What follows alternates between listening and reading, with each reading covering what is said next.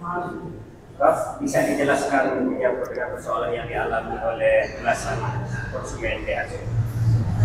Ya, sebelumnya informasi ini kami tidak mengetahui ada banyaknya korban. Yang jelas, yang pastinya kami juga karyawan dan para korban ingin minta mempertanggungjawabkan ke Daihatsu.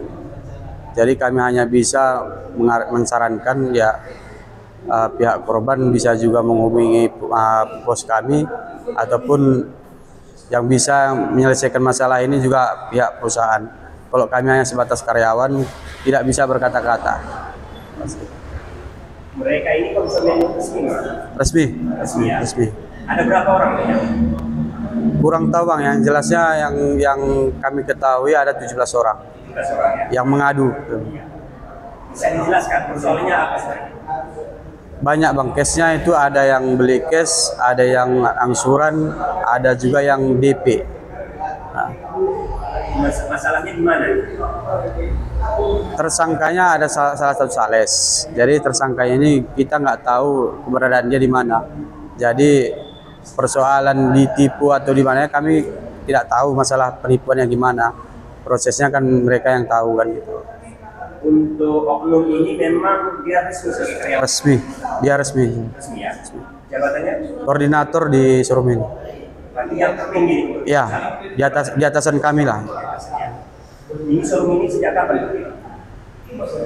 Berdiri tahun 2022 bulan 3. nah, kurang lebih gitu. Ini resmi memang ya? Resmi dari PT Astra dia.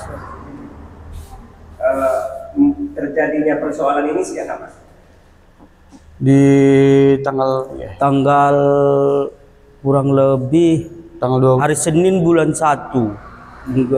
Kalau nggak salah tanggal 21 gitu lah. Untuk sekarang ini kan unit sudah dikosongkan di sini ya? Ya, Kenapa? 13. karena sekarang ini kan lagi ada isu kayak gini, jadi perusahaan menarik unit dari sini ke gudang.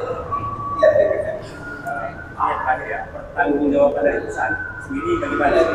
Kami belum dapat hasil pertanggungjawaban. Ya, belum dapat hasil.